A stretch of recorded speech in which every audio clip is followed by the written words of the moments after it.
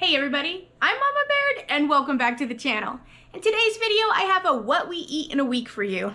I know one of the hardest things as the cook of the family is coming up with some inspiration on what to make for dinner or breakfast or lunch. You seem to get into a rut and you just make the same stuff over and over and over again. And I know how that feels, and sometimes the best way that you can get some inspiration is by watching what other people make for their family. So that's what this video is going to be all about, is what I cook for my family when I'm in a pinch, when I'm in a hurry, or just when I'm in the kitchen cooking. So come on, let's get to cooking and I'll show you what I make.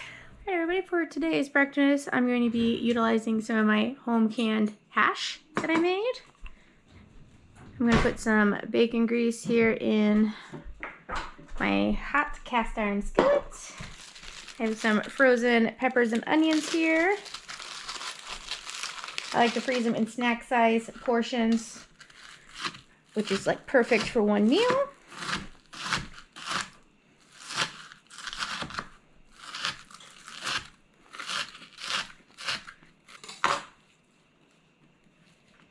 Okay, I'm gonna get this in the pan.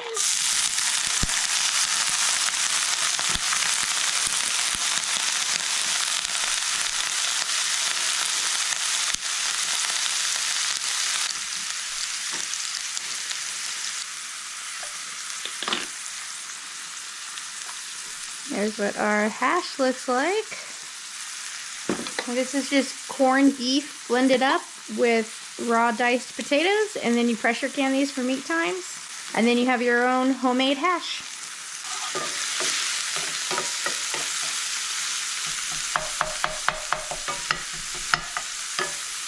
Alright, we have a little bit of char on our veggies here, so I'm going to go ahead and add in the hash.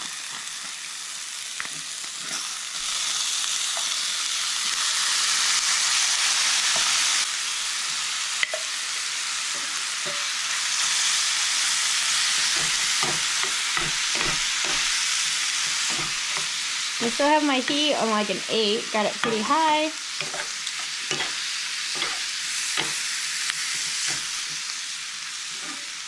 Alright, just gonna let that heat up there. Good.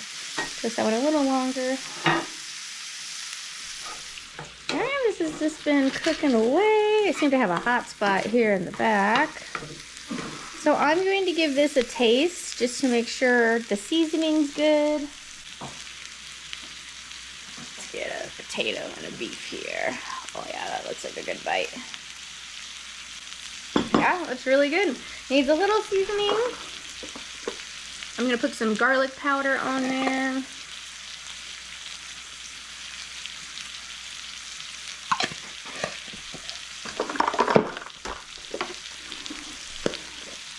A little bit of ground pepper.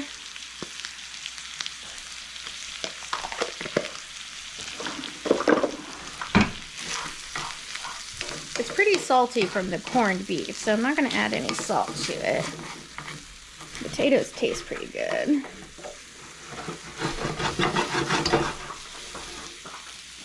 Alright, retry it.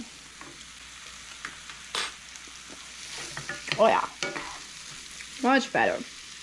Okay. So at this point, I'm going to make little wells for eggs.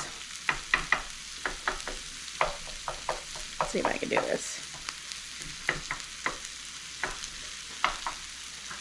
Turn it down to like a 4.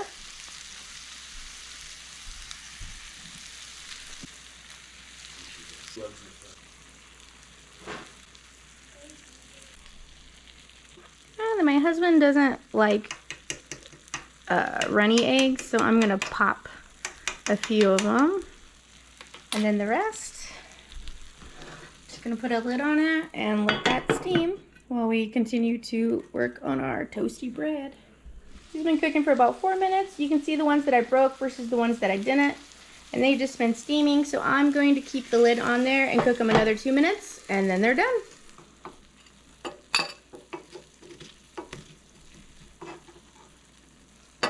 Well, that didn't take much time at all, and we have a delicious homemade corned beef hash with farm fresh eggs and grilled sourdough for breakfast. If that doesn't send a man off right, I don't know what would. Oh yeah. Woo, hot. I'm allowed to put ketchup on this, right? Oh, it'd be so good. All right, so that's what I had for breakfast. Let's check out the next meal. Today, I'm going to be making some biscuits and gravy with my son, Giddy. We're in the kitchen cooking today, and we have some yummy, tasty elk sausage that we harvested ourselves. If you missed that video, I can link that below. If you're new here, I'm Carolina, and I live in Montana. I do a lot of food bake hauls, pantry cooking, and canning and preserving on my channel. I also feature children cooking in kitchens. If that's the kind of content you're into, I hope you'd consider subscribing. I would love to have you come join my family. All right, so let's get in here and I'll just show you a real quick basic sausage and gravy for breakfast. Yeah, okay. All right, so I got my cast iron skillet here and it's hot. Hot. All right, we're gonna pour our elk sausage in here. Elk sausage? Yeah. Hopefully you can use any kind of sausage you have. That looks yummy. That looks yummy? Yeah. And a biscuit too. All right, Giddy, you gonna smash that? Let's do this. Yeah, hey, look. Let's smash this. You can do it. That's it. Break it up. Break it up. Good job. Oh, you put your handle on it. Yeah, so I can hold it while we.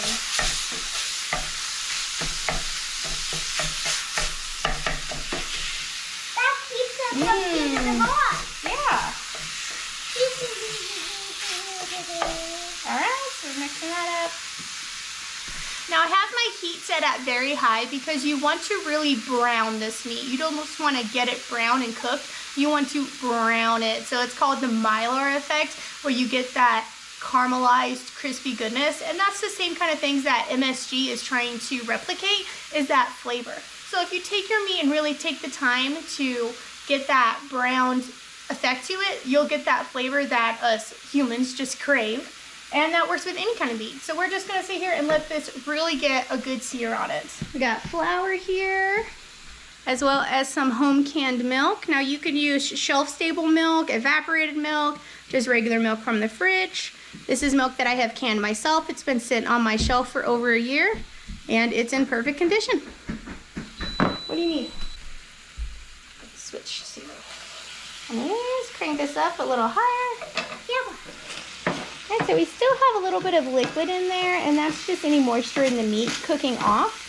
So this is the part where you're just gonna, it's brown, but you want it's browned. So we're just gonna keep cooking till this gets a nice sear on it. Probably just a couple more minutes. You see how this is kind of sticking to the bottom. We're getting some of that crusty bit. That's what I was talking about. Those brown crusties, the sear on the meat's what we're looking for. The sear on the meat's what we're looking for.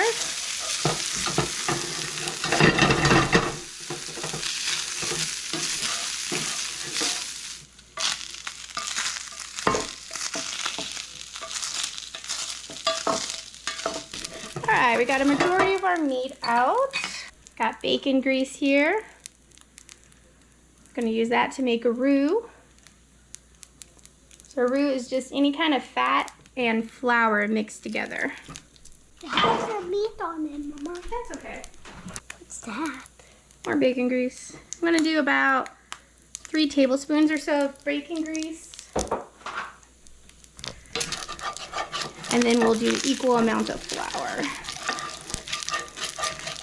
You could leave the sausage in here and just do it around the sausage if you want. But I'm gonna take the opportunity to take the sausage out. So I'm going to add about the same amount of flour as I did bacon grease. Yeah. And then we're going to cook this. How long are we going to cook this for, Gideon? You know? 45 minutes? Good guess. Just 1 minute though. 1 minute. Making like a paste because you want that flour taste, and this will get like a golden brown. It's at 8 minutes. 1 minute. Oh no, what? It's at 8 minutes. Oh yes. All right, let's open up our milk. We didn't come to get some of that milk. You want to try this milk? Yeah. don't know what it is. But it looks... Yeah, it's just... No, I see it. I know. Let's get one of these then. Give it a try. This is our canned milk. Good. You sure? It tastes a little different. Why does it have like white spots in it? That's some of the milk that's just kind of floating there from canning it. It looks like All right. my So, favorite thing. yeah? Biscuits and gravy is your favorite thing? All right, we're going to add a little bit of the milk. And kind of use it to scrape up the ends, get that flour all mixed in so you don't get lumps. Let's see, it's already starting to thicken as soon as the milk heats up. Oh, just need mashed potatoes. Well, no, we're just using this with biscuits. We're going to make mashed potatoes tonight with the meatloaf.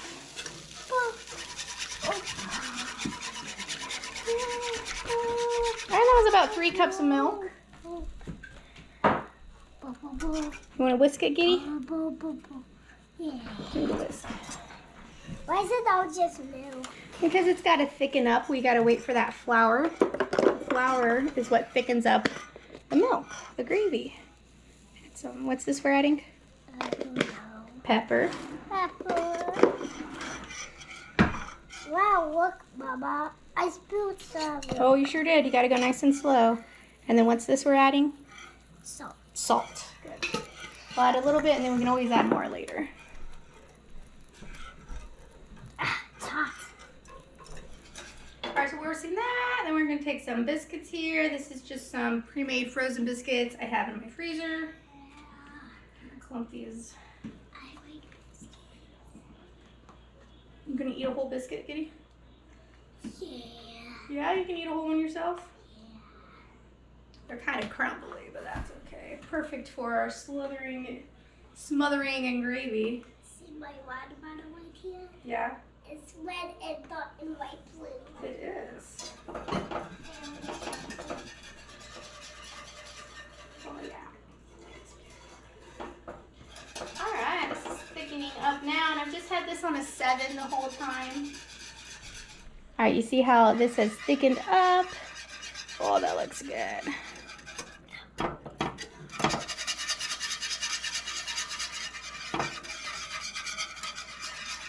Alright, let's add our sausage back in there.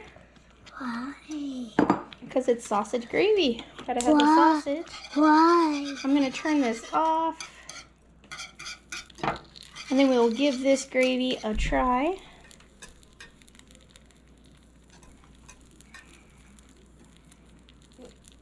Alright, let's give this a taste. Oh, it tastes good. You wanna try it, Giddy? Yeah. What do you think? I think it needs a little more salt. Tastes good. Tastes good? Yay! Alright, let's give that a try, see if that helped. Oh, yeah, I did it. Oh yeah, that helped. My cheek. I knew you was making my favorite food. Is this your favorite? Yeah. You sure you can eat all this? See my cup. Red and white blue. I keep forgetting. I keep saying red then dark blue. Oh, it's light blue. Yeah, it's white blue, but I keep saying dark blue. Alright, Gideon, what's your verdict?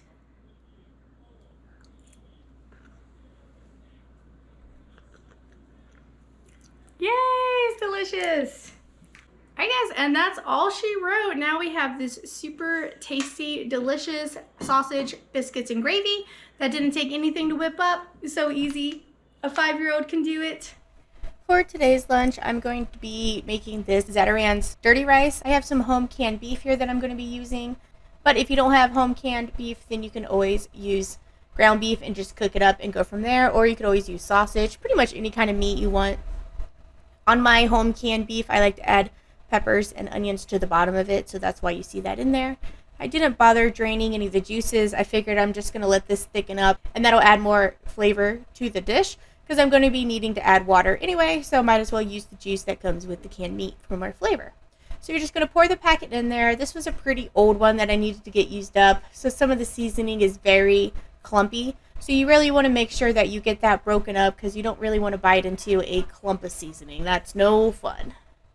So I just mixed that around until all of that seasoning was absorbed. Then I'm going to add 2 cups of chicken broth to this. And then you're going to bring it to a boil, bring it back down to a simmer, and let this cook for 20 minutes is what the box said. And you don't want to remove the lid at all. You want to make sure that you keep that closed. And then once it's ready, you open it up, and that's it. It looks really great, nice and fluffy. You can, like I said, use any kind of meat with this and add some sour cream on top of it. It's the way that I had it. And that's what's for dinner today. For this next lunch, I'm going to be making some ravioli. I have this mushroom truffle ravioli, some frozen ground beef that I just keep in the freezer already pre-cooked. This was used by 2020, so this definitely needs to get used up. It has a little bit of frostbite to it, but I was like, you know what, we're going to get this used up, and I'm sure it's going to be just fine. I just have a smidgen of marinara sauce or pizza sauce left in this jar, so I'm going to use that. And then I have some garlic herb parmesan. And that's the only ingredients that I'm going to be adding to this. I did salt my pasta water to make sure that it can get some extra flavor in there.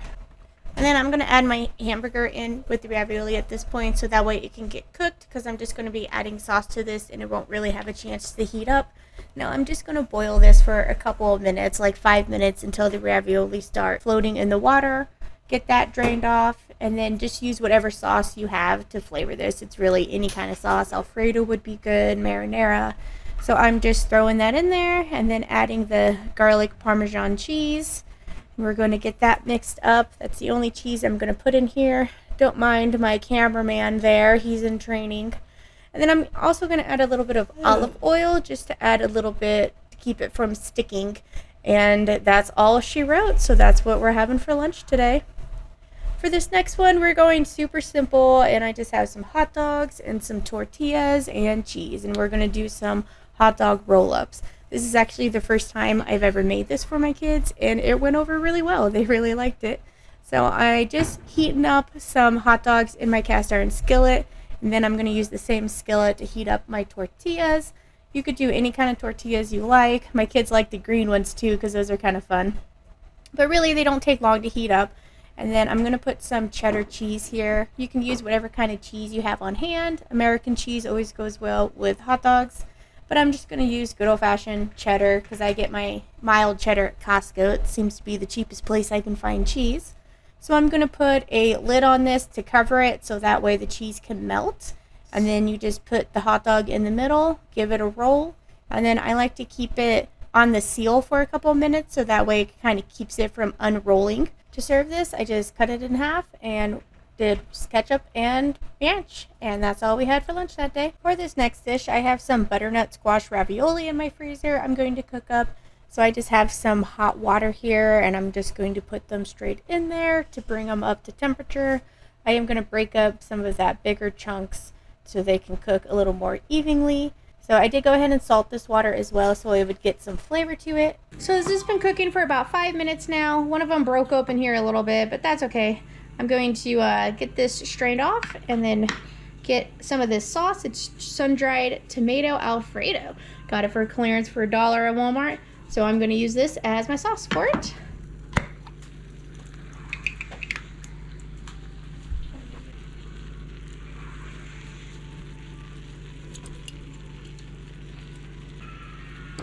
Make sure you grate every last bit. Then I'm just gonna pretty much heat this sauce up. Nothing too crazy. That sauce tastes pretty good on its own. It doesn't really need much. All right, Gideon, pass me the bowl. This bowl? Yep. This one is mine. Gideon dished up some potato salad for everybody. And now I'm gonna put 3 raviolis on there. All right, next. Yep. This one, which is mine. Yours? Mm-hmm. It's Conrad. This one's Conrad's. Yeah, this one's mine. I get the walk thing of the salad. You like potato salad. He gave himself lots of potato salad. Oh yeah, you did.